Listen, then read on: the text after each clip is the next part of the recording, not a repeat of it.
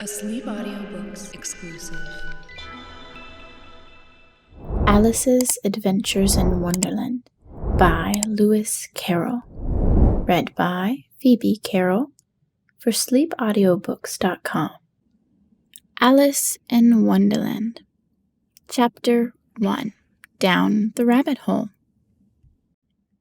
Alice was beginning to get very tired of sitting by her sister on the bank, and of having nothing to do. Once or twice she had peeped into the book her sister was reading, but it had no pictures or conversations in it.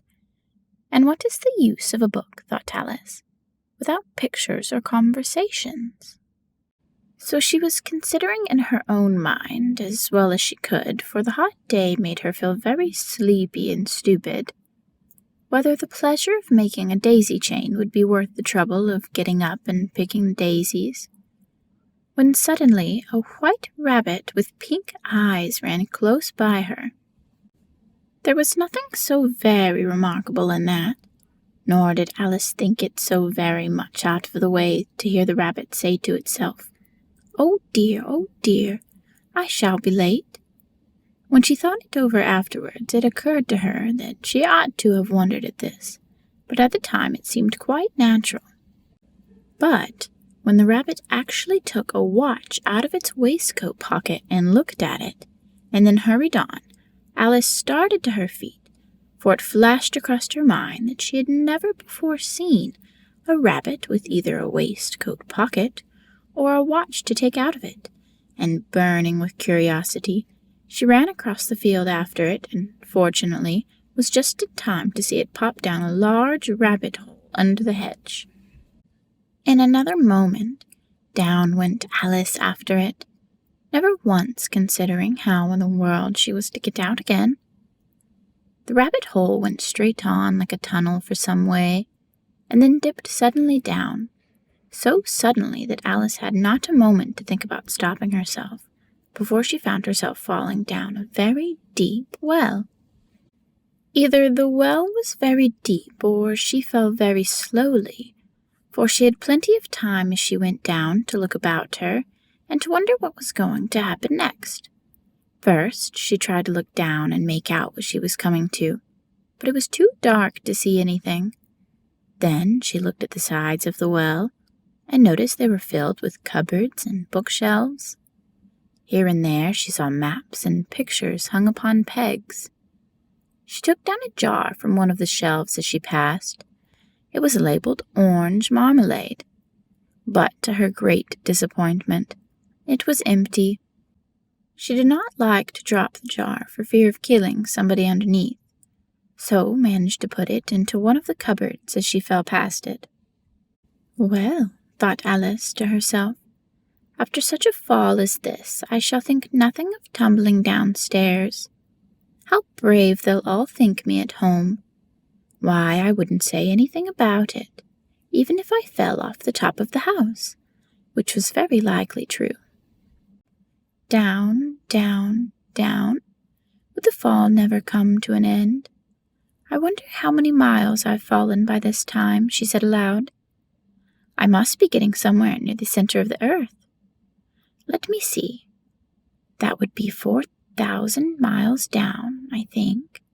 For you see, Alice had learnt several things of this sort in her lessons in the schoolroom.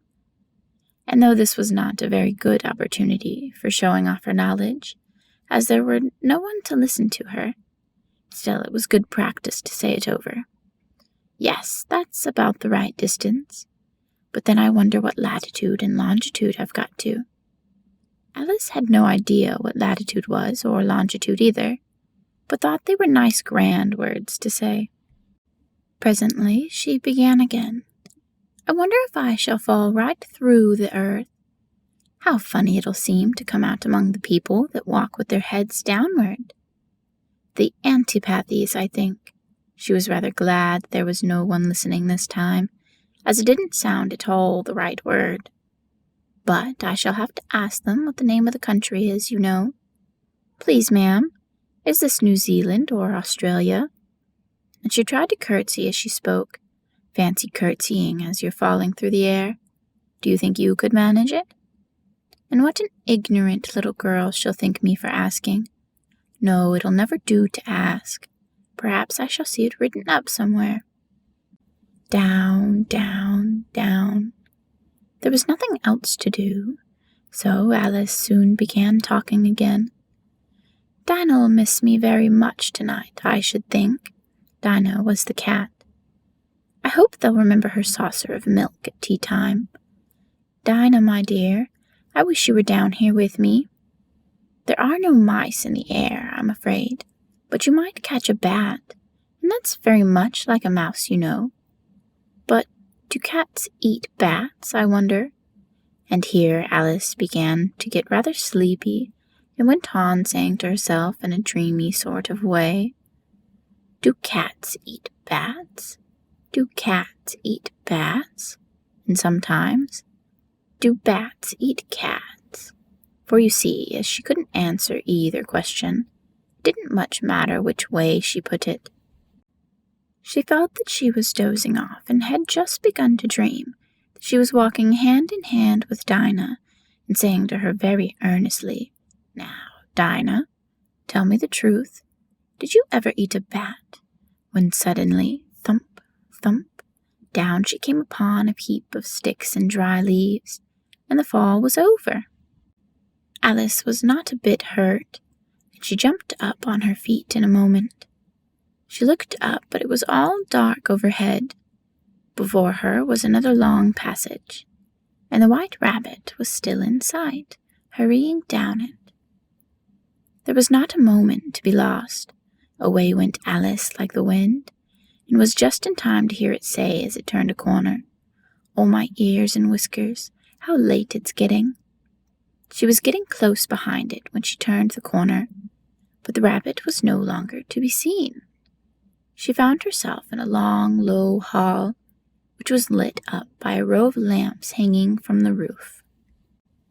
There were doors all around the hall, but they were all locked, and when Alice had been all the way down one side and up the other, trying every door, she walked sadly down the middle, wondering how she was ever to get out again.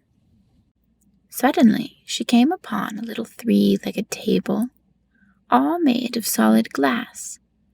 There was nothing on it except a tiny golden key, and Alice's first thought that was it might belong to one of the doors of the hall. But alas, either the locks were too large or the key was too small. But at any rate, it would not open any of them. However, on the second time round, she came upon a low curtain she had not noticed before, and behind it was a little door about 15 inches high. She tried the little golden key in the lock, and to her great delight it fitted.